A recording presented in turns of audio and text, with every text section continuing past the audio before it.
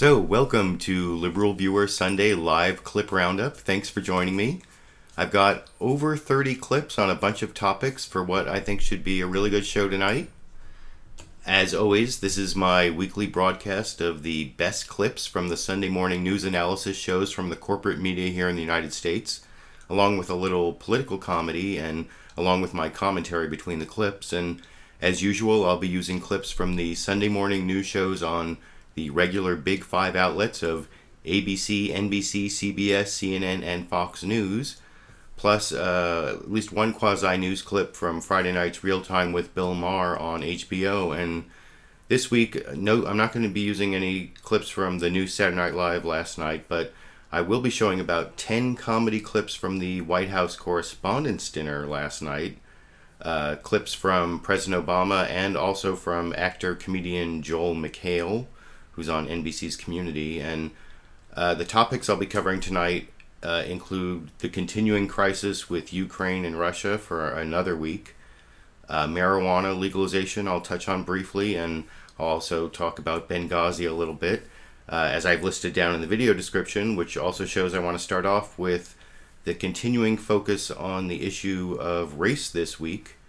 That was covered on all the Sunday morning news shows this morning, except, of course, Fox News Sunday, which was the only show again this week not to cover the controversy over NBA Clippers team owner Donald Sterling's racist comments. And, of course, Fox News Sunday again didn't mention that Nevada rancher Cliven Bundy's racist comments. And I actually thought the Cliven Bundy racist comments were the basis of President Barack Obama's best joke of his stand-up routine at last night's dinner that I will show you first over in this clip.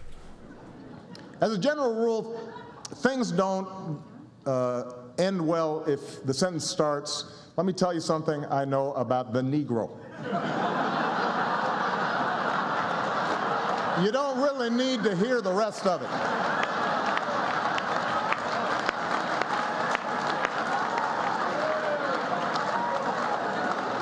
Just a tip for you. Don't start your sentence that way.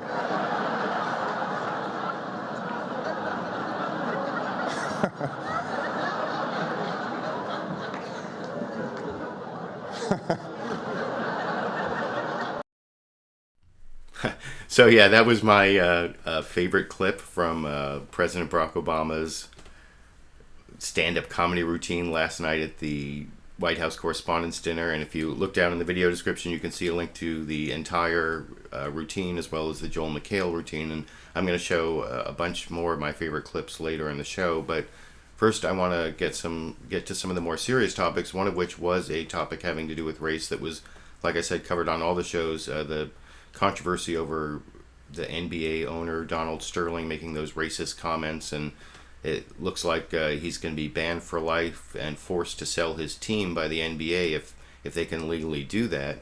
And one of the reasons is because of the strong reaction from the players. And one of the people involved with the NBA Players Association is actually a former NBA player who's mayor of my city, Sacramento, Kevin Johnson. And he was over on NBC's Meet the Press, and he talked about this controversy, and he talked about how he had kind of helped organize the players and went to the head of the NBA, Silver, the commissioner of the NBA, and they had these demands, and the NBA actually exceeded their demands. I'll talk a little more about that after I show that clip here. Point, David. So the players sent me in to talk to Commissioner Silver, and the players wanted an immediate investigation. They wanted to have a voice. They wanted to make sure that they weren't passive participants. And thirdly, they wanted the most severe sanctions possible. Commissioner Silver exceeded those expectations in 72 hours. There's no way, if we in Washington, no one decides things that quickly, and he did it in a very strong way. Had he not come out as strong, I think the players were trying to determine what next steps would be, but he exceeded everybody's expectation, and he did it for the right reason. So yeah, there you can see Mayor of Sacramento, Kevin Johnson, saying that when he went to talk to the commissioner of the NBA exceeded all of the demands of the players that he was there to communicate. So that's one of the reasons that at least and that was actually an answer to a question about whether the players were going to strike, especially if Donald Sterling continued to own the team for an extended period of time while it's in litigation. And Kevin Johnson also made a comment as to what he thought that Donald Sterling should do, and I don't know if that's what he's actually going to do, but anyway, here's Kevin Johnson's advice to the NBA team owner of the Clippers, Donald Sterling, caught making racist comments that I showed on last Sunday's episode. And anyway, here's the advice that I'll talk a little more about after I showed here. You do that. If I was him, if I was counseling Mr. Sterling, I'd apologize unequivocally. Number two, I would accept and embrace the sanctions and say, you know what, I did do some things that aren't right. I'm not fit to be an owner. I'd embrace those sanctions. And then thirdly, again, I'd spend the rest of my life proving I wasn't a racist. I'd do all that I could to give back to society. And right now, it would not do anybody any good if he tries to fight this and maintains a hold of that team. It's just not good for the league. What about some of the broader debates about? So yeah, Kevin Johnson giving his advice to Donald Sterling that he shouldn't fight this and that he should apologize and try to prove he's not a racist. But there was another mayor over on Face the Nation, the mayor of Los Angeles, Eric Garcetti, who actually had apparently an extended conversation with Donald Sterling, who hasn't really spoken out. I think he was quoted in one magazine briefly as saying he should have paid off his girlfriend as like his only comment on this whole scandal. The girlfriend who either surreptitiously or with his consent recorded his racist comments that were then later leaked. Was it just TMZ? I think it was TMZ. Anyway, Eric Garcetti had this extended conversation with Donald Sterling, and if you listen to at least his hearsay recount of what Donald Sterling said over on Face the Nation, it doesn't sound like this is going to end anytime soon, as I'll discuss a little more as I show that final clip about the issue here. He thinks that he's going to be the owner for a long time, that he wants to stay the owner. And I said this will be a long, protracted fight and a painful thing for a city that is a great city, a great American city. America stood up against the racist remarks that we heard. And I think it was a brave step forward for this country. He needs to be a part of that healing. To fight this for a long time only means the value of the team goes down, but more importantly, that this debate rages on forever. And I think we need to put an end to it. Well, did you get any sense that he knows he fouled up here, or did he have any sense of remorse? What was his attitude? I think he believes in his heart that he's a very good person. And as I said to him, nobody's so simple that we only do good things or only bad things. Clearly there's good organizations he's given to in the past. There's things that he's done of a civic nature. But these statements are what they are. To say that you don't want somebody's black friends coming to a basketball game, a league that's 70% African American, in the most diverse city on the face of the earth, the most welcoming place probably in human history, is just incongruous with who we are as Americans and certainly as Angelenos. Well, do you think he understands how all this came off? I mean, is he living in some world that nobody else knows about? I think that's a very good description. I think he is very proud of his journey. It's kind of part of the American dream to come from nothing and to suddenly be a billionaire. But I don't believe he realizes what the sting of those remarks are, that for folks who have overcome so much to be African American in this country and to still face some of the racism, to recognize in 2014 that somebody might try to keep somebody away from a basketball arena based on the color of their skin, I don't think he gets that. Let me.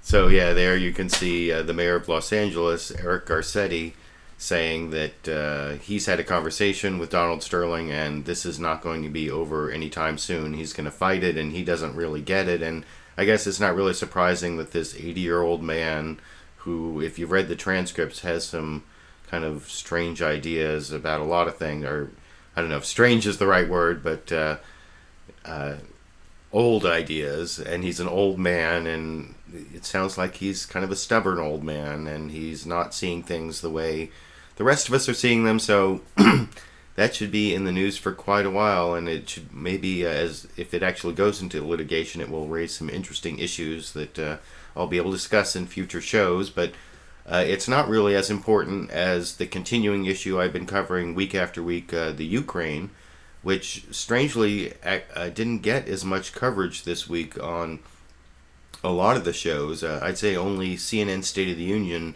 stepped up its coverage of Ukraine.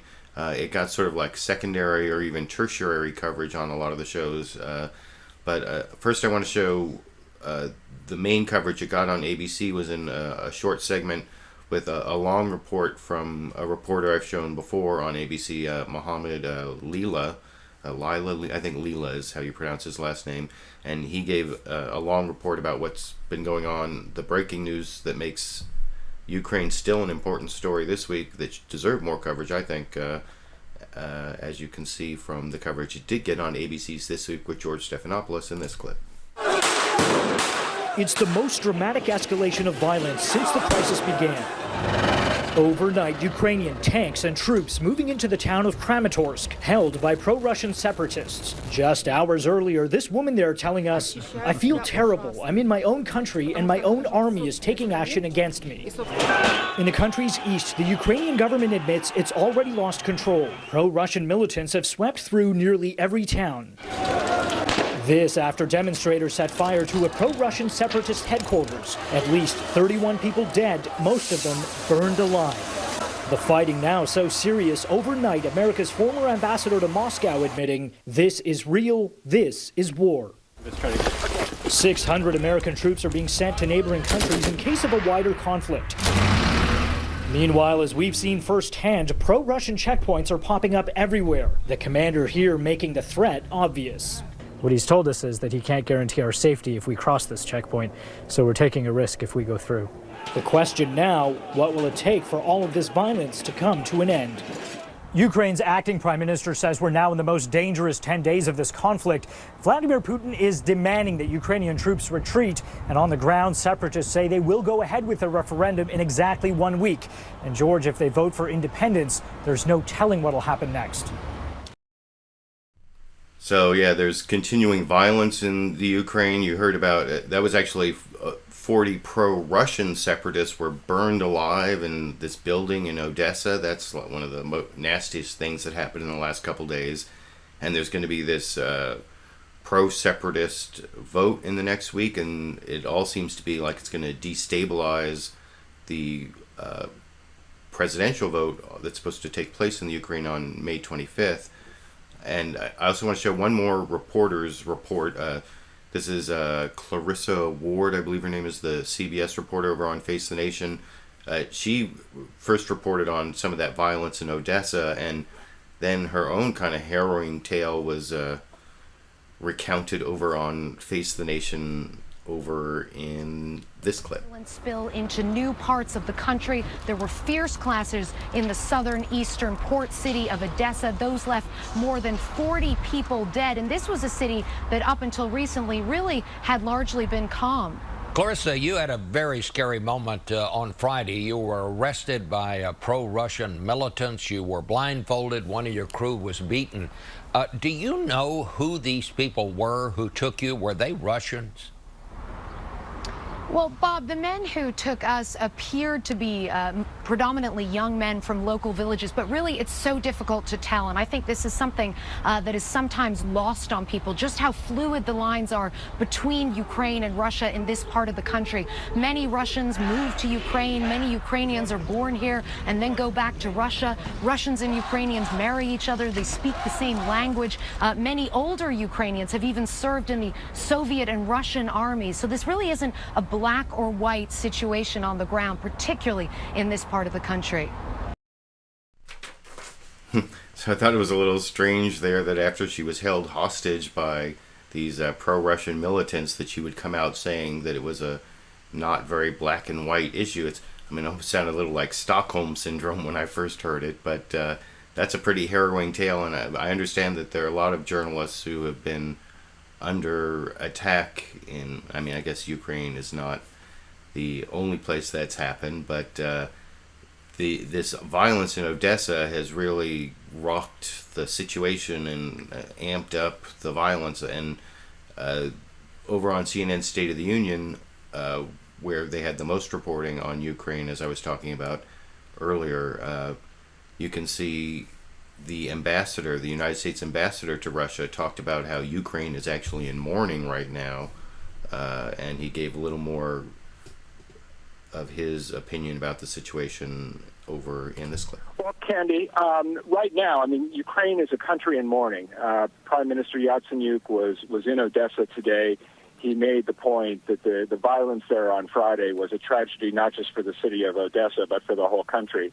And I would say, having spent some time in Odessa just 3 weeks ago and spoken with a broad range of political and civil society leaders, there's nothing that I heard and saw while I was in that city which would explain what transpired on Friday night. And I think it suggests that somebody wanted this violence to explode the way it did. And I think at this point, the whole country is trying to figure out what happened, how to pull together, and how to make sure that those who are trying to divide the country will not be successful. Well, Mr.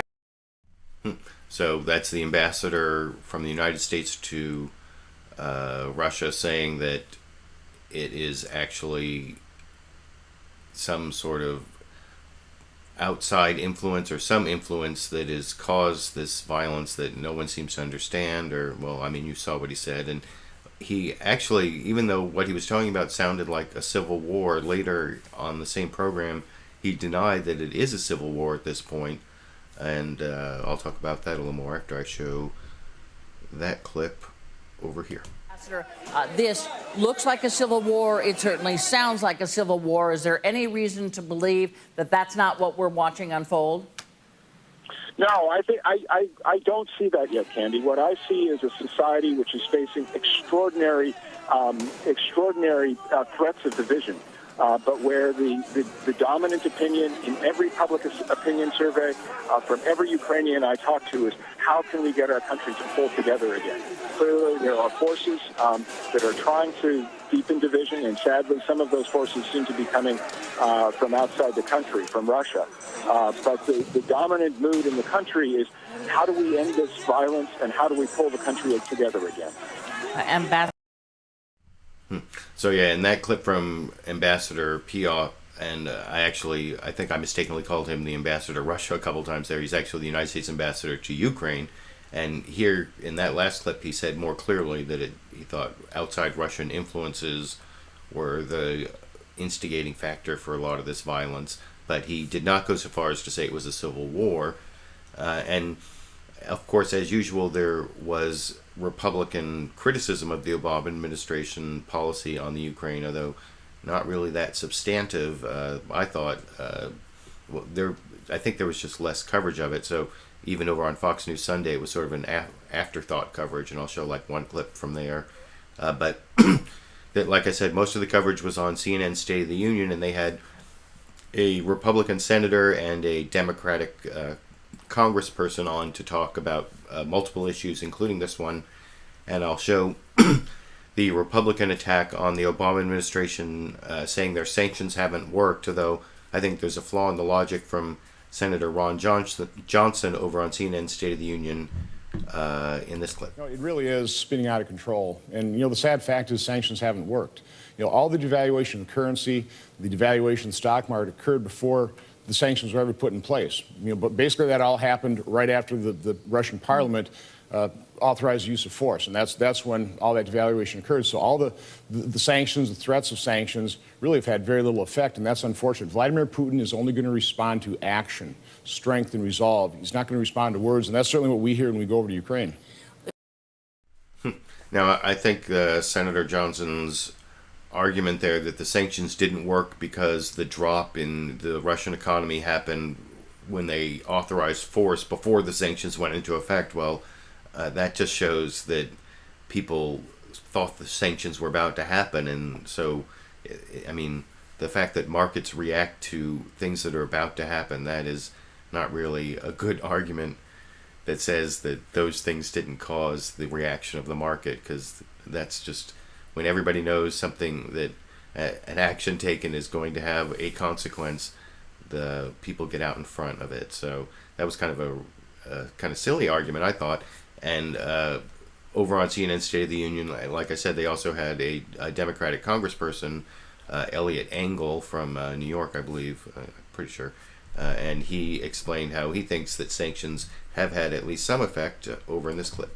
I would say that the sanctions so far have been graduated, have been gradual, and I think they'll continue to be gradual. Have they affected Putin's behavior? Well, I think they've affected his behavior. I mean, he has all these troops poised at the Ukrainian border. He hasn't crossed the border yet. I have to think that part of his calculation is that if he does that, all bets are off and sanctions would kick in. Look, I'm for sanctions. I think it's sanctions that brought Iran to its knees because it hurt their economy, and they're negotiating with us now. And I think Putin has to understand that if he continues this nonsense, sanctions will bring his economy to its knees. His economy right now is floundering. He really cannot afford to be so wise about this. But probably, So I think there's some logic to that argument, certainly more logic than the clip I showed from Senator Ron Johnson, and that I'm going to show in this next clip, both of them. They're both responding to a question from Candy Crowley about what is it that's going to stop Vladimir Putin from invading the rest of Ukraine, having already taken Crimea. And here's sort of a contrast between the Republican and Democratic policy on this issue over in this clip. a final question. If Putin decided tonight to roll those tanks across the border from Russia into eastern Ukraine, what stops him? Nothing will stop him. That's, this is hindsight. But when Prime Minister Yatsenyuk was here, just asking for a pretty reasonable request of some small arms, some ammunition, as a sign of strength and resolve, of support for Ukrainians. Unfortunately, we didn't provide that. And again, nobody can predict exactly what would have happened, but I think it's that type of weakness that has given Vladimir Putin certainly the signal that he can continue to do these things with impunity. We've got to change his calculus. What stops him is he understands that if he were to do that, tough sanctions would follow, both from Europe and from the United States. I think that President Obama is starting slowly, so he can be in conjunction with our European allies. But he said there will be tough sanctions if Putin continues this nonsense. I want to. So that's kind of the back and forth between Senator Ron Johnson and Representative Eliot Engel there on what is stopping Vladimir Putin from going farther than he's already gone. I also want to show sort of the more extreme Republican argument on that same issue. Senator Lindsey Graham was over on CBS's Face the Nation, and he got a little bit more hyperbolic on the issue. And I'll talk about that a little more after I show that clip here. Well, number one, the Ukraine has been dismembered. The election of May 25th cannot go forward. Putin has successfully dismembered the Ukraine by using special forces and intelligence agents to disrupt the Ukraine. I fear now that there will be a civil war. What the administration should do is punish Putin for what he has done in an effective way. The last round of sanctions, the ruble went up in value, the Russian stock market surged. It should have been called the Russian Economic Recovery Act. What I would do if I were the administration, I would sanction the energy economy of Russia, the banking system of Russia, and try to drive the Russian economy into the ground, and I would help arm the Ukrainian people, no American troops on the ground, so they could defend themselves. I would change the cost-benefit analysis. I would go after Putin's economy, and the Russian people are happy with Putin, make them pay a price. All right. President Obama is delusional about what's going on in Ukraine, and it affects our national security all over the world. All right. There are a few things about that clip. First, at the last part where he said that President Obama is delusional, did he sound a little bit, some people say he sounds a little bit like a Southern belle sometimes, like a, I'm going to get to that a little bit later when I get to the White House Correspondents' dinner. And I also noticed he used that same sort of flawed argument about the timing of the drop in the Russian economy, how it preceded the sanctions, like that means that the sanctions or the threat of the sanctions didn't actually cause that drop. I don't think that makes a lot of sense. And also he's calling for stronger sanctions right now, and I think there is sort of a problem with that. But before I get to that problem, I want to show one more Republican over on Fox News Sunday, where they sort of covered what's going on in the Ukraine as an afterthought after a lot more coverage on Benghazi that I'll talk about a little more. But here's the clip from Senator Kelly Ayotte talking about how she thinks there should be stronger sanctions, and she's trying to get legislation passed for stronger sanctions on Ukraine right now, not waiting for the election, as she explains here. They need to be imposed now, Chris. The bottom line is if we wait till the elections, it'll be too late at that point. We already see the playbook of what happened in Crimea happening in eastern Ukraine, and it's time to impose tougher sectoral sanctions to provide support for the Ukrainian military. And if we, at this point, Russia's not getting the message. They're violating the so-called Geneva Agreement, and you've got Russian agents in Ukraine fomenting unrest, causing all the violence, and really creating a situation right now that warrants tougher sanctions by this administration. Briefly. So that was the Senator Kelly Ayotte on Fox News Sunday explaining why she believes that we need to impose stronger sanctions, and by we meaning the United States needs to impose stronger sanctions right now, kind of echoing what Senator Lindsey Graham said. But also over on Fox News Sunday, they had Democratic Congressperson Adam Schiff. He's on the House Intelligence Committee, and he explained why calling for stronger U.S. sanctions right now isn't really that effective. What's really effective is what he explained in this last clip I'm going to show on the whole Ukraine situation here. Look, I think we're going to ultimately need stronger sanctions. The challenge is not getting the administration to go along with stronger sanctions. The challenge has been getting our European allies to do exactly that. It's going to affect their economy much more than ours. And any sectoral sanctions that we administer without the Europeans that they backfill aren't going to be effective. So, yes, I agree with the Senator. I'd like to see stronger sanctions, but I want to see them done in concert with our allies, and our job is really to get them on board. Regrettably, I think they're going to be necessary, and we got to inflict a heavy penalty on Russia for this kind of violation of its neighbor sovereignty.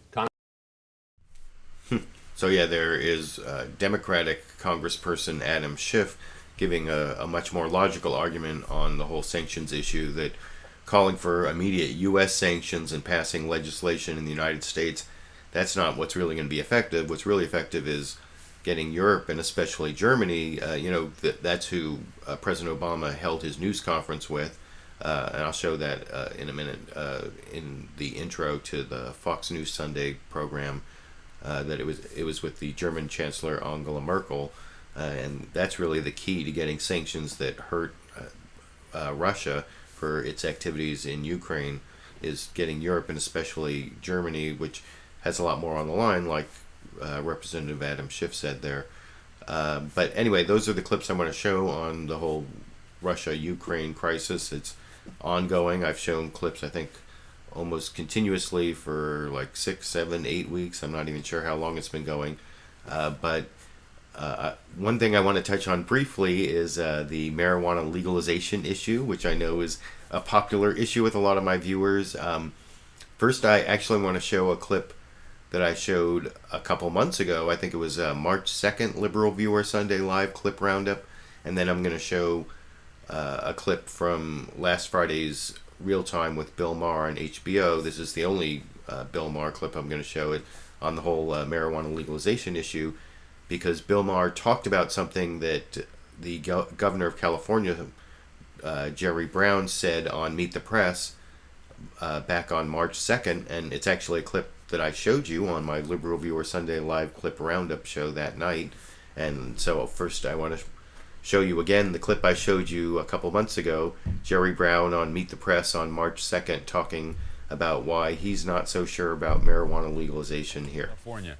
Well, we have medical marijuana, which gets very close to what they have in Colorado and Washington. I'd really like those two states to show us how it's going to work. The problem with anything, a certain amount is okay, but there is a tendency to go to extremes. And all of a sudden, if there's advertising and legitimacy, how many people can get stoned and still have a great state or a great nation? World's pretty dangerous, very competitive. I think we need to stay alert, if not 24 hours a day, more than some of the potheads might be able to put together. So, yeah, I don't think that's really the most enlightened view. And Bill Maher actually talked about that on Friday night's Real Time on HBO. And it was especially relevant because Bill Maher had on California's Lieutenant Governor, Gavin Newsom. And he's also going to be in this clip I'm going to show you on this legalization issue, where Bill Maher, you can see he quotes Jerry Brown, and the way he quotes it, it doesn't sound exactly like what I just showed you, even though it's a verbatim quote.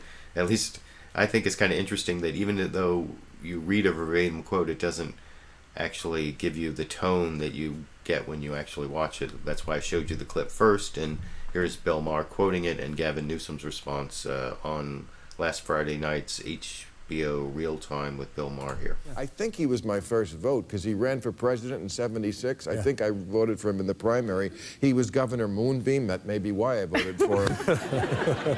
He totally doesn't get pot. He said if there's legitimacy to it, how many people can get stoned and we still have a great state or a great nation? The world's pretty dangerous, very competitive. I think we need to stay alert. It's not 24 hours a day. If not 24 hours a day, more than some of the potheads might be able to put together. Yeah. Nancy Reagan was cooler on pot than they. You got to have a lunch with him and tell him and you could come. And then we have a meeting. Yeah, and I was surprised by those statements. He made that statement on Meet the Press, and referring to folks as potheads, I think really diminishes the conversation. I mean, one could agree to disagree on whether or not it's good or it's right to smoke any substance or drink too much, etc. But at the end of the day, we have a criminal justice problem. We have a problem with a war on drugs that's been disproportionate, a war on the poor, a war on minorities. If you're an African American, you're 3.73 times, almost 4 times more likely to be arrested for possession than a white person, even though you're no more likely to use the drug. This is a serious issue. It requires a serious debate, and I think it's time to move away from the kind of language that was exampled there. I appreciate the governor. He's going to be an outstanding 4th-term governor. I'm aggressively and enthusiastically supporting him, but not on this issue. There's too much at stake. Too many lives have been destroyed. This is an ethical, a moral issue, an economic issue, and I think we have to have a really... What's the next state to legal? So, yeah, I really liked what Gavin Newsom said there, and I disagree with what Jerry Brown said, as I explained back on March 2nd when I originally showed the Jerry Brown clip, even though I'll probably end up voting for Jerry Brown again, like Gavin Newsom is supporting Jerry Brown. And I especially liked how he brought the whole issue of race in the criminal justice system. If you see behind me here, I have this book, The New Jim Crow, which one of the many things it talks about is the statistics that Lieutenant Governor of California Gavin Newsom gave there about how African Americans are more than 3 times as likely to be arrested for marijuana possession, even though African Americans don't use marijuana any more than white Americans do. So that is just another race issue. I could have put that clip over. Well, maybe I should have categorized it in the whole race part that I showed at the or the whole race issue that I talked about at the beginning. But I wanted to show those couple clips on the whole marijuana legalization issue, and on a less important issue than marijuana legalization, that's why I put it after marijuana legalization. I want to talk about Benghazi, the Benghazi scandal that seems to be on Fox News every week forever, or almost every week. And of course, this last week there was actually new news on the Benghazi so-called scandal. I mean, I guess you could call it a tragedy, maybe, the Benghazi tragedy, or the I don't know. There are 4 people who are dead, including a U.S. ambassador, and there were lapses in security and all sorts of, well, I'll show some clips on this, but the first clip I want to show is how Fox News Sunday started its program.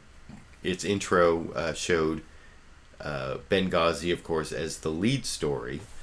And I'll talk about a little bit more about the Benghazi story in a minute, but I don't think it really deserved to be the lead story as it was over on Fox News Sunday in this clip. I'm Chris Wallace. Now, House Republicans will have a select committee investigate Benghazi after newly released emails raise more questions about the White House response. This document was not about Benghazi. It was your prep for the Sunday. It wasn't her only prep. The American people, to their credit, want to know the truth. This email is proof positive they were manipulated. We'll talk with Kelly Ayotte, one of the senators leading the charge for answers, and Adam Schiff, a member of the House Intelligence Committee. Then anemic first-quarter economic growth, but good jobs numbers reignite the debate over the state of our economy. We'll sit down with FedEx CEO Fred Smith and the former head of UBS Bank, Robert Wolf. Plus, President Obama seeks a united front on Ukraine. The Ukrainian government in Kiev has followed through on the commitments that it made in Geneva. We need Russians to do the same. Our Sunday panel weighs in on growing questions about the president's foreign policy. So yeah, the Ukraine issue is almost an afterthought on Fox News Sunday, and of course the issue having to do with Ukraine is growing questions about President Obama's foreign policy, and Benghazi was the lead story. And like I said, there actually was breaking news about Benghazi. There was an email from just a few days after the attack on the American consulate and the apparently CIA annex in Benghazi, an email from Ben Rhodes, who was White House Deputy National Security Advisor at that time. And I've actually uploaded the 4-page email to my personal website and put a link down to it in the video description. So if you want to read the whole 4-page email yourself, you can click on that link and read and check it out. And basically, the email itself isn't about Benghazi. It's to prep UN Ambassador Susan Rice to appear on the Sunday morning shows and talk about all the stuff that's going on in the Middle East. At the same time as the attack on the consulate in Benghazi, there were these protests in Cairo, and I think it was like 14 different cities in the Middle East had these protests having to do with the anti-Islam video. And first, the supposed smoking gun sentence that's in this Ben Rhodes email. I put a little screenshot. These are the goals of Susan Rice's appearances, and the number 2 goal there is to underscore that these protests are rooted in an internet video and not a broader failure of policy. Well, that sentence, which you'll see quoted in a couple different clips that I'm about to show you, that sentence isn't even about Benghazi. It's about all the protests all over the Middle East. So that's kind of bogus. And then there actually is a Benghazi specific talking point later in the email. Here's that. This is what Susan Rice is supposed to say is, what's your response to the story in this British newspaper that we had intelligence 48 hours in advance of the Benghazi attack that was ignored? Was this an intelligence failure? And then that's where there's a specific thing she's supposed to say, that there wasn't any actionable intelligence, and we didn't know that there was an attack on the U.S. mission in Benghazi that was imminent or planned or imminent, and the currently available information suggests that demonstrations in Benghazi were spontaneously inspired by the protests at the U.S. Embassy in Cairo, and evolved into this assault, and subsequently on the annex, which turned out to be a CIA annex. And anyway, so if you click down in the video description on that link I provided, you can read the entire 4-page memo. All the rest of it was not about Benghazi at all, except those 2 parts. And then there's sort of a reference to people who were killed, which I guess is a reference to Benghazi, because that's the only place people were killed. But the first clip I want to show is Lindsey Graham trying to make his best case that this is a smoking gun over on Face the Nation with Bob Schieffer, which I'll talk a little more after I show the clip here. About the email that came to light this week that touched off the new fury on the Republican side of Benghazi, over Benghazi. It was written by Ben Rhodes, a key national security advisor to the president.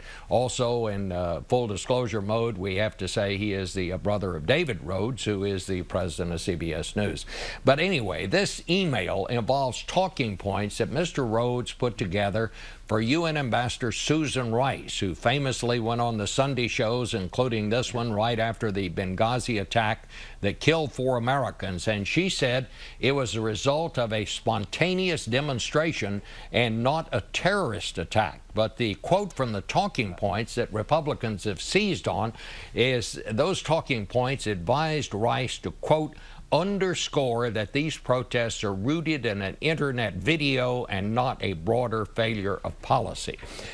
This email only came to light this week following a lawsuit. It was not sent to Congress as part of the continuing investigations up there, and you called it a smoking gun. Senator, a smoking gun of what? Well, I think a couple things. 20 months after the attack, the most important thing, really, is that it required an independent judiciary to present this email to the American people. If it were up to the White House, you would have never known about this email. Congress subpoenaed all documents related to Benghazi in August, so 20 months later, they're hiding things. And when they say this email doesn't matter, these are the same people that tried to hide it. What does it matter? Well, this is a messaging email. They're trying to prepare Susan Rice for a Sunday TV appearance. This email was on Friday, the 14th of September, 3 days after the attack. She was going on all 5 shows on Sunday. And what was the purpose of this email? To protect the White House politically from the damage that could have been done from the truth coming out about Benghazi 6-7 weeks before the election. To underscore it wasn't a foreign policy failure, but a protest caused by video, and the consulate itself was strongly, substantially, and significantly secured. They were trying to create an impression to the American people that this wasn't a broader foreign policy failure, and it was totally disconnected from reality on the ground. They were trying to protect the president's re-election. They saw Benghazi, I think, Bob, as a threat to his re-election. It wasn't a fog of war problem they had. They created a political smokescreen.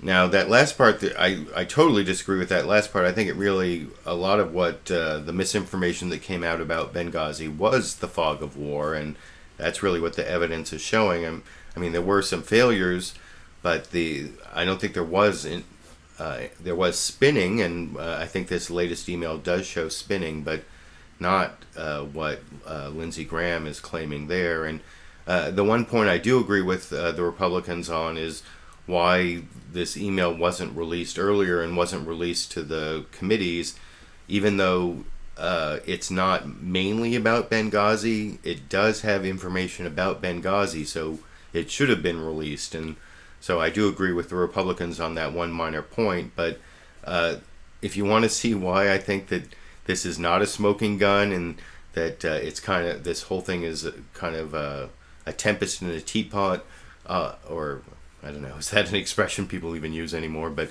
I'll show you a clip of the Democratic Congressman Adam Schiff over on Fox News Sunday. Chris Wallace tried to nail him using this email, and you can see Adam Schiff basically made the argument that there's nothing there. There's no there, you know, there's no, where's the beef, for people who remember the Walter Mondale, Gary Hart primary campaign like I do. I mean, he didn't actually say where's the beef, but he might as well have, because there's nothing to it, as you can see when Adam Schiff totally destroys any attempt by Chris Wallace to pin him down on this latest Ben Rhodes email in this clip. Under a court order, the administration had to release this memo from White House advisor Ben Rhodes. Under the list of goals for Rice, he wrote, to underscore that these protests are rooted in an internet video and not a broader failure of policy. Carney may have been right. They didn't edit the CIA talking points, but it turns out Ben Rhodes and the White House had written their own talking points. Well, they'd written their talking points about what was going on in these protests in 24 countries, and I think it's important to remember what Ambassador Rice was preparing for on your show and others.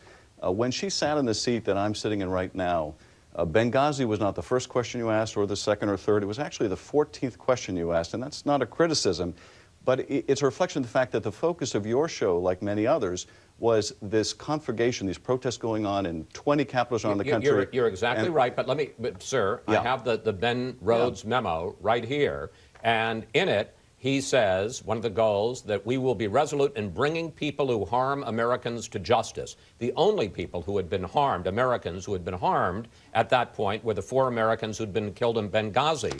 On another page, he specifically refers to a report in a British newspaper about Benghazi. So to say that this memo wasn't about Benghazi is just not true, sir. Well, it's true that 2 sentences of the 4-page memo are about Benghazi. But those 2 sentences are exactly what the CIA talking points said. And that's exactly what Susan Rice tracked. No, because the CIA had never talked about the video. Well, what the CIA said was that the protests in Benghazi, and obviously the CIA got that wrong, were based on the protests inspired by the protests in Cairo, which is what the ambassador said. Those protests in Cairo were inspired by the video, and that's exactly what the ambassador said. That's exactly what the intelligence community believed at the time. That's what General Petraeus briefed us on, and Director Clapper. That's what was thought at that time. So you can take issue with what the intelligence community did, but there's nothing that contradicts that in the Rhodes memo. In fact, let me So yeah, there you have a Democratic Congressperson, Adam Schiff, totally demolishing any attempt by the Fox News anchor Chris Wallace to pin him down based on this Ben Rhodes email, because even though there was an attempt to spin what was happening in the Middle East in a political way during a political campaign, there was nothing in here that was that was different from what the intelligence community was saying. And you know, the Republicans kept saying the intelligence community never said anything about a video, but they did say that there were protests in Benghazi that were inspired by the protests in Cairo, and the protests in Cairo were inspired by the video. So, I mean, that is like the stupidest argument ever. And I want to show one more clip. Well, actually, there are a couple more clips here on Benghazi. First is, the former White House political advisor David Plouffe was over on This Week with George Stephanopoulos, and if you look at the Ben Rhodes email that I told you, I put the whole 4-page memo down at a link in the video description that I've actually uploaded to my personal website, or my LiberalViewer website, and if you look at that, one of the people copied on that email is David Plouffe, and he kind of defended his involvement in the whole thing on when he was a pundit on the panel on This Week with George Stephanopoulos on ABC. But the point I wanted to share with you he made is how this is actually going to hurt Republicans politically, and I'll discuss that a little more after I show that clip here. But I think it speaks to the forces in the Republican Party. John Boehner didn't want to do this. He was forced to do it. And I think let's look at what should be done here. Rather than, there's been 33 investigations, over 25,000 documents. What ought to be done here is not another bogus committee. The real work to protect our embassies.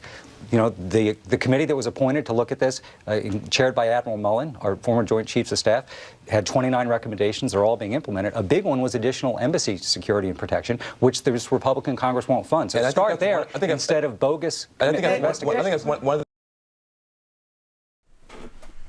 the...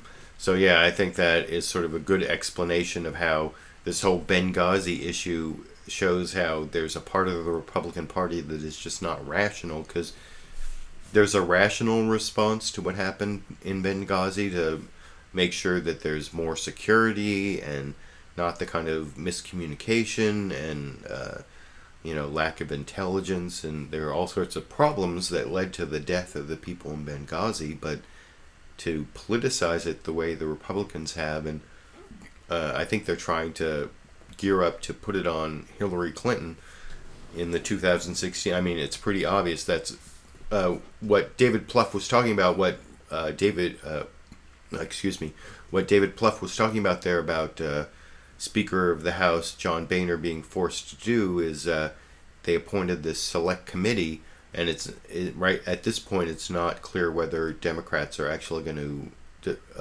agree to participate in this select committee.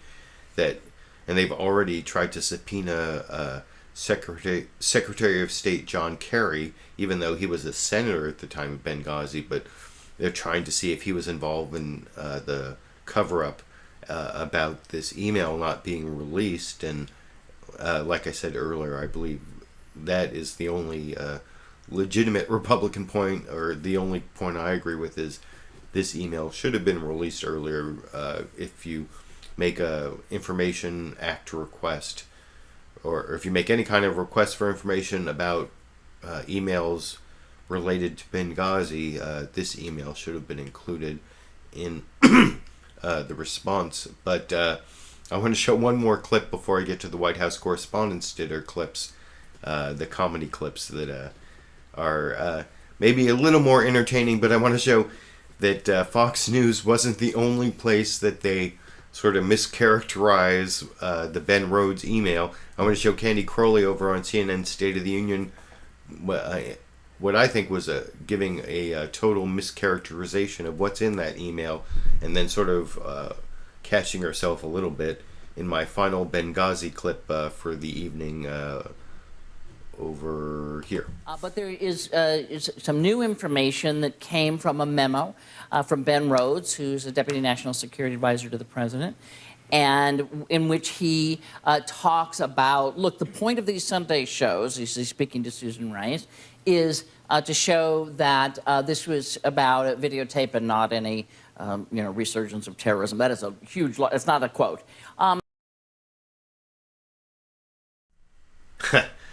Yeah, that definitely wasn't a quote. I think that was a total mischaracterization of what was in Ben Rhodes' email. And like I said, for anyone who's interested, I put a link down in the video description to the entire 4-page Ben Rhodes email. Check it out yourself if the entire Benghazi scandal is something that you're really interested in, but it's not something I'm interested in. But this week there was actually a little bit of news, and like I said, I do agree that that email should have been released without a court requiring it to be released by a court order. So at least to that extent, there's a Benghazi scandal that I agree with this week.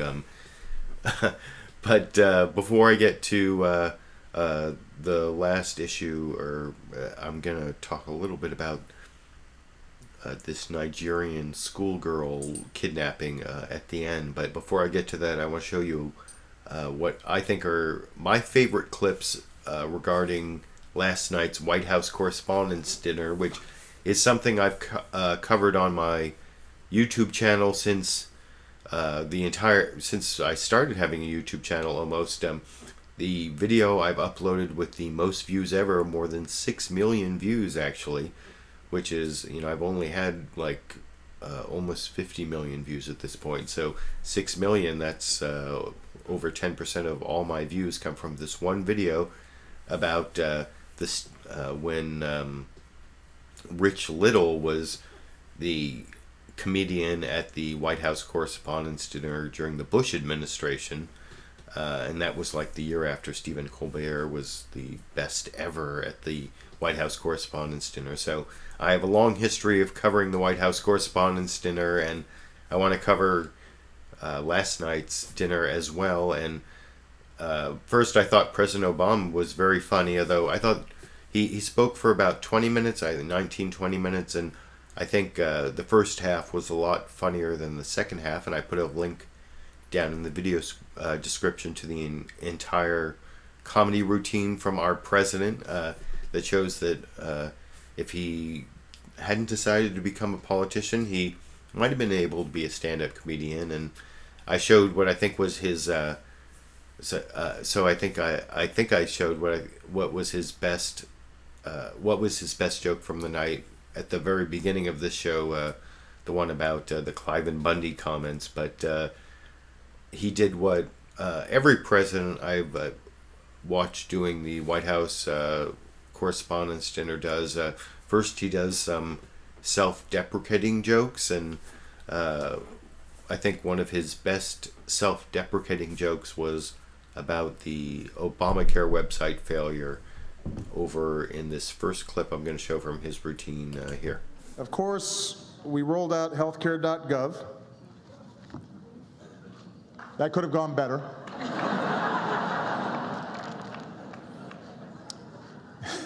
In 2008, my slogan was, "Yes, we can." In 2013, my slogan was Control, Alt, Delete.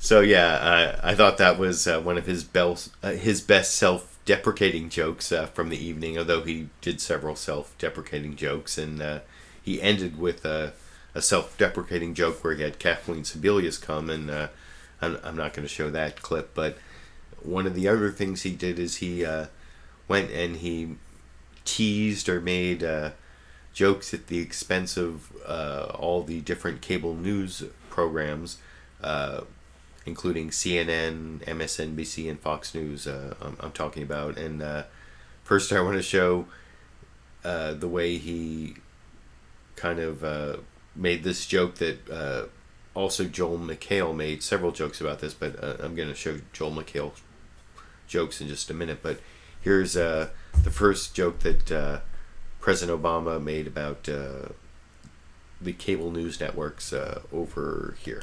I am happy to be here, even though I am a little jet-lagged from my trip to Malaysia.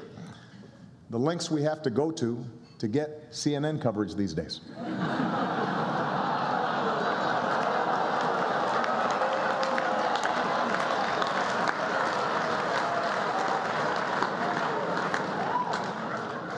I think they're still searching for their table.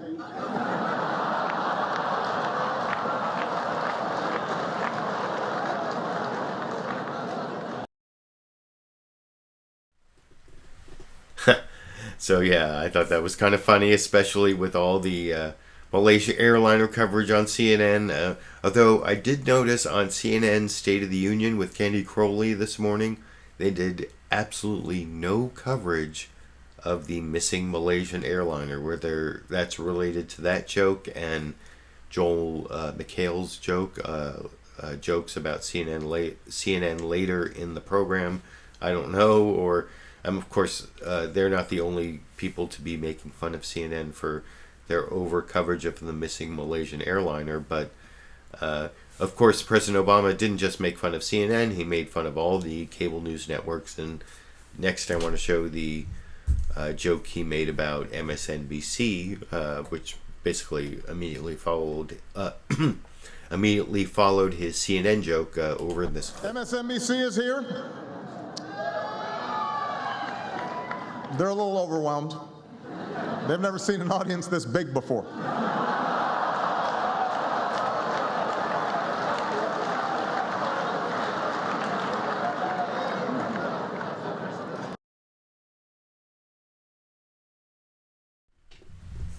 So yeah, that was how President Obama made fun of MSNBC, and of course, having made fun of CNN and having made fun of MSNBC, he was then free to make a couple jokes about Fox News, which of course were my favorite jokes of the media jokes that President Obama made that you can see over in this clip. And speaking of conservative heroes, the Koch brothers bought a table here tonight, but as usual, they used a shadowy right-wing organization as a front. Hello, Fox News.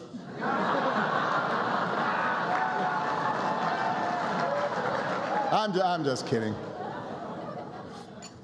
Let's face it, Fox, you'll miss me when I'm gone. It will be harder to convince the American people that Hillary was born in Kenya.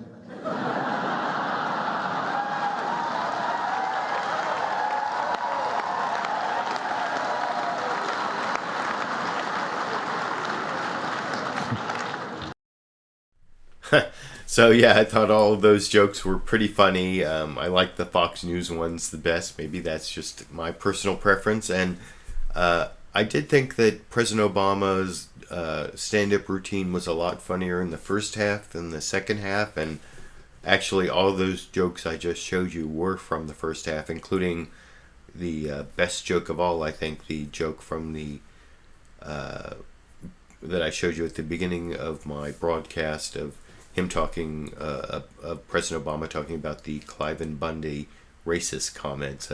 That was, I think, President Obama's best joke. And I also wanted to show you several, or I think 4 or 5 jokes from the actor-comedian Joel McHale, who was the entertainer at the event last night, and I also enjoyed his stand-up comedy routine, and he did kind of push the envelope on good taste in a few different jokes, although I like to actually judge the stand-up comedians in terms of how well they speak truth to power, because they have this big opportunity to go in front of the most powerful people in the United States and even in the world in some ways, and make jokes about them. And actually, when I made my most popular LiberalViewer video of all, that one about the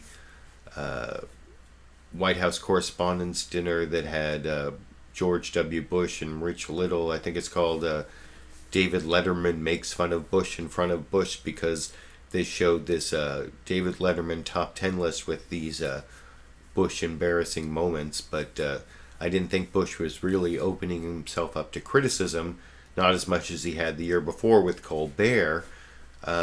And I kind of criticized Bush in that video, although it's really up to the White House Correspondents Association to decide who is the entertainment. And they actually had on the head of the White House Correspondents Association from McClatchy newspaper. His name is Toma. Let me see. Steve Toma. That's right.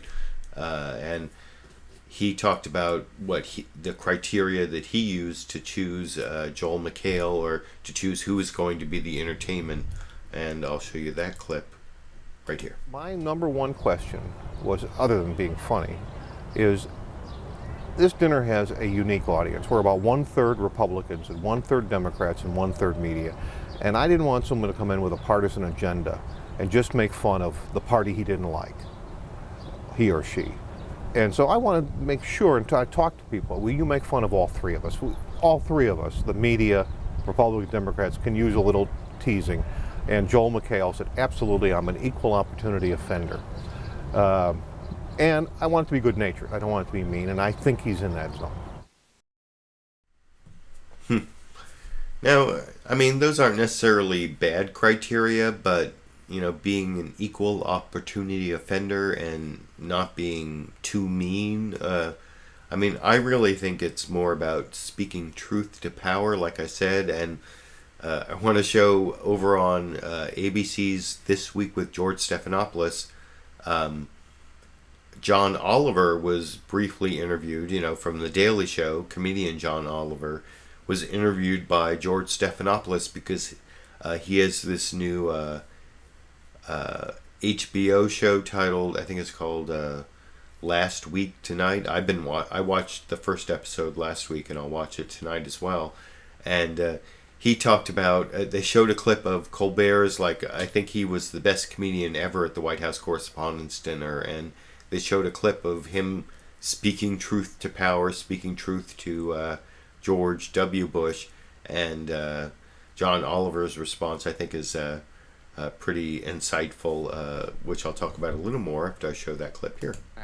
Oliver did not attend last night's White House Correspondents' dinner, but he loves the way Stephen Colbert skewered the room back in 2006. I believe the government that governs best is the government that governs least, and by these standards, we have set up a fabulous government in Iraq.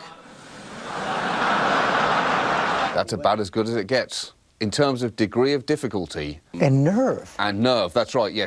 That's about as good as it gets. So is that an invitation you want one day?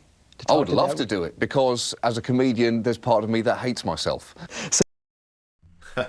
So I don't know if a comedian has to hate himself to agree to be the comedian at the White House Correspondents' dinner, but I do believe that Stephen Colbert's performance at the dinner was one of the best ever because of the way he really did speak truth to power. And I enjoyed Joel McHale's stand-up routine last night, and it was funny, and I think he did do what Steve Toma wanted him to do, which was tease everybody, and he was a little bit mean at some points, as I'll talk about in a little bit, but I don't think he in any way exceeded Stephen Colbert in terms of speaking truth to power, though he did a couple things. I think the closest to meeting this speak truth to power standard was the joke he gave, or one of his early jokes here. How about the president's performance tonight, everyone? Sir, it's amazing that you can still bring it with fresh, hilarious material. And my, my favorite bit of yours was when you said you'd close the detention facility at Guantanamo Bay. That was a classic. That was hilarious, hilarious. Still going.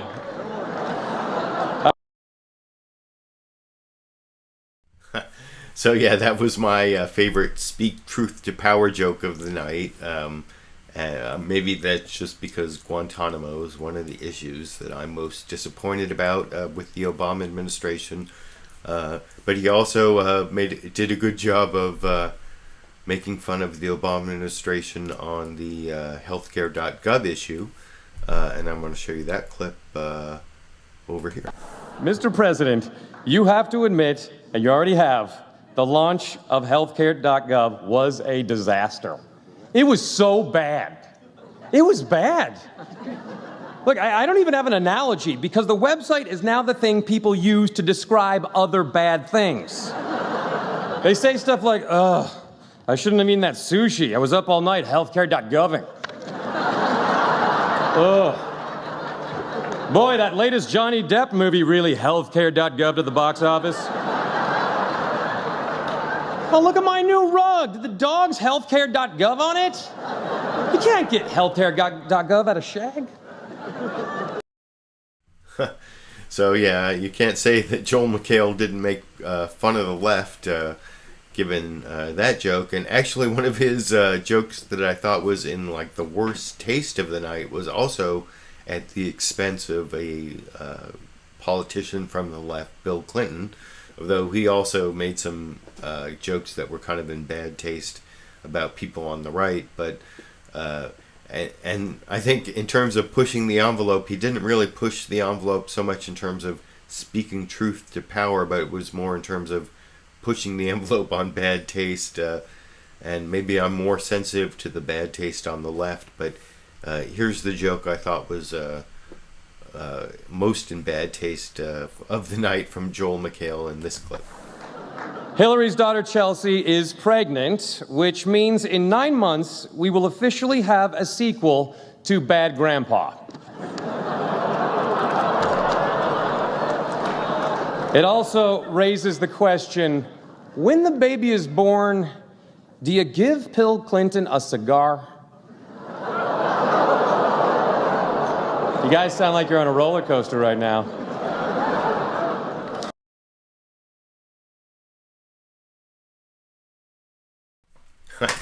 So yeah, that was kind of amusing. I thought that was one of the. I mean, it was a little bit amusing, but I actually thought it was in the worst taste of all the jokes he made at the White House Correspondents' dinner last night. And he made several jokes that were in bad taste. But I also want to show you a joke he made about Lindsey Graham, having shown you a couple clips of Lindsey Graham earlier in the show. And, you know, remember I mentioned how some people say Lindsey Graham sounds a little bit like a Southern belle. And I think he even has a primary challenger who made some sort of implication that Lindsey Graham is homosexual or gay or whatever word they use in Republican primaries. I'm not sure what he called them exactly, but I want to show the joke that Joel McHale told about that over in this clip. House of Cards has had a huge impact on Washington. What a great show. I haven't seen a Southern senator give a tour de force performance like that since Lindsey Graham played Blanche Dubois in A Streetcar Named Desire. And Lindsey, if you're here now, you can drop character anytime, man. Oh my.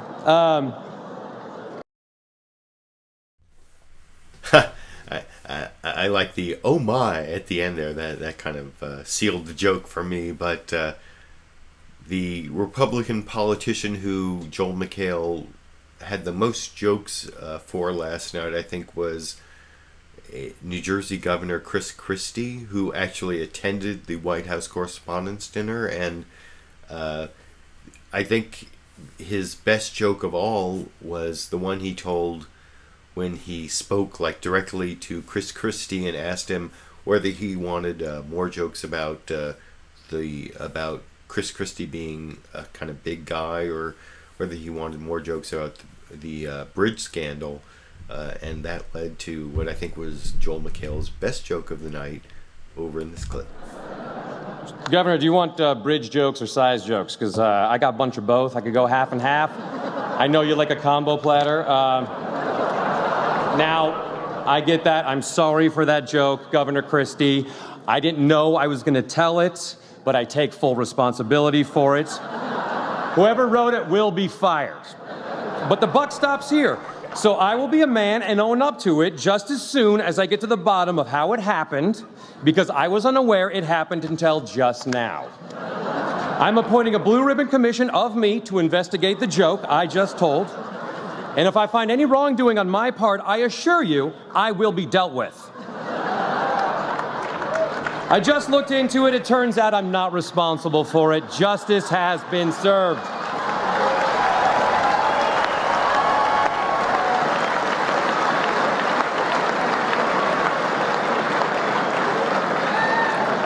He's going to kill me. So yeah, I thought that was Joel McHale's best joke of the night, although he made a lot of jokes about a lot of different topics.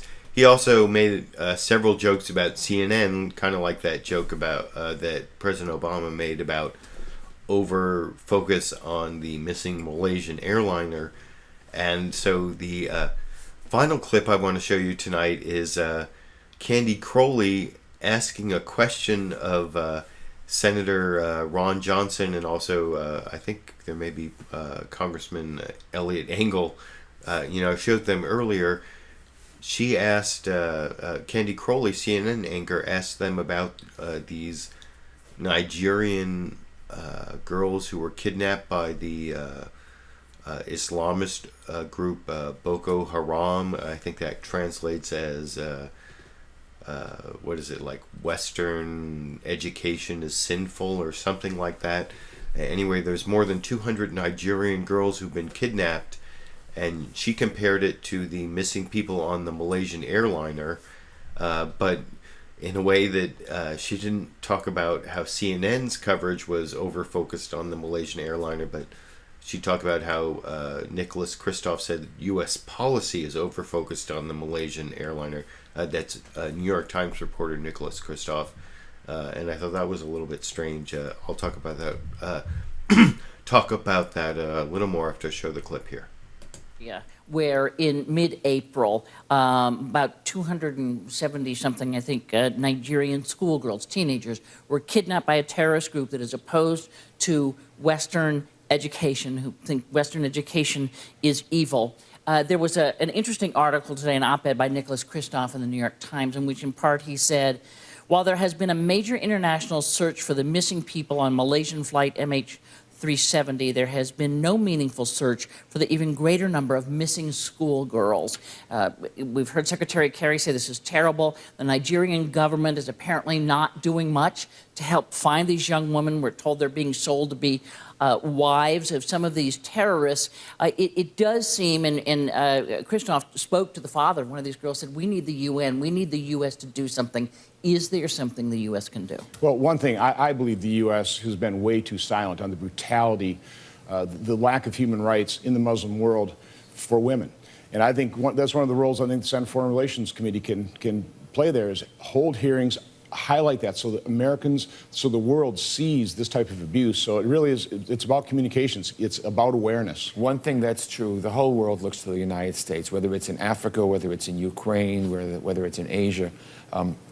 There's no substitute for the United States. And my belief is that we need to be active and engaged. It doesn't mean boots on the ground, but there's so much that we can do. We could gather an international force saying, find these girls. There's 270 teenage girls. America has to lead. And that's what's missing now. We simply aren't taking that leadership position across the world, and that makes the world a much more dangerous place. Well, I think we are taking a leadership position, but we do have allies. We have to work with them. I think we're doing it, and I think Putin understands that.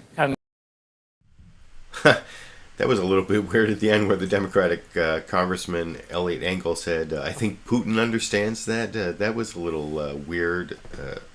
I mean, how does Vladimir Putin figure into the missing Nigerian schoolgirls? And I think he just sort of lapsed into his Ukraine talking points at the end of that little exchange. But I also thought it was kind of strange that Candy Crowley asked that question about the missing Nigerian schoolgirls versus the missing Malaysian airliner, with no real acknowledgement that CNN has focused so much attention on the Malaysian airliner and not the missing Nigerian schoolgirls, which is probably just as important. I mean, I guess it's, in my opinion, it's just as important. And like I said earlier in my show here, that I thought it was kind of interesting that CNN did not cover the missing Malaysian airliner for the first time at all on the CNN State of the Union program this morning.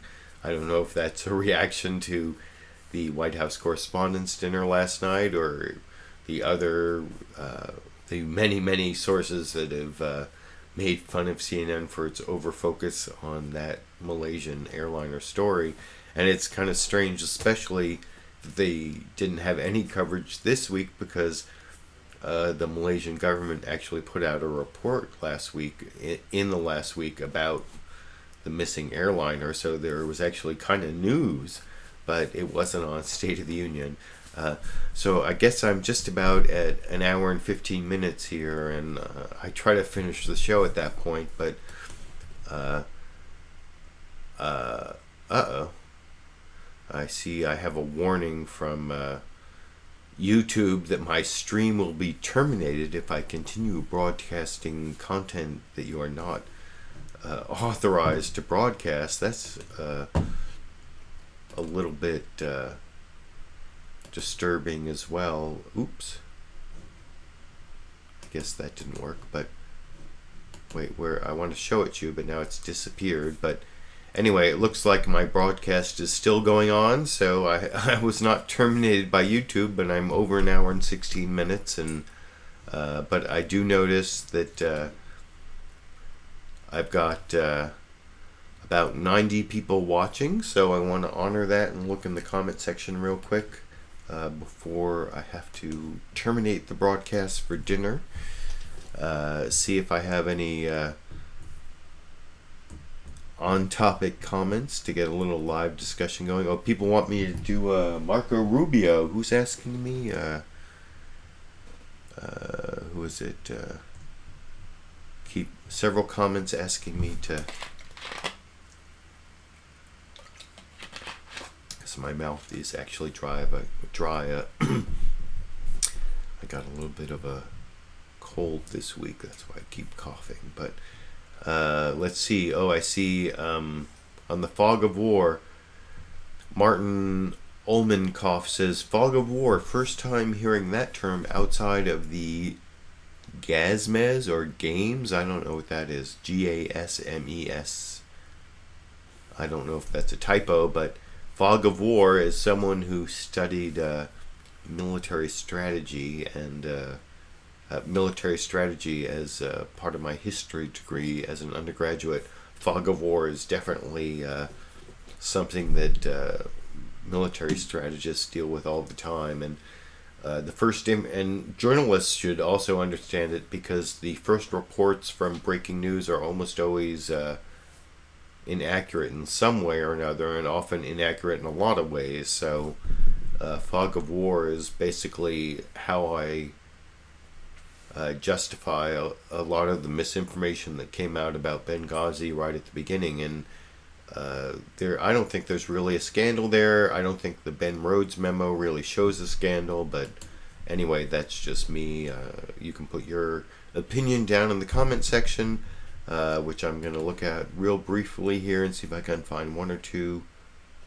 Oh, NO8549 says drink some water. Yeah, I'm definitely having problems with this cold, and and Doc O'Malley also was one of the Marco Rubio suggesters, so I'm sorry if my narration is a little subpar this week, but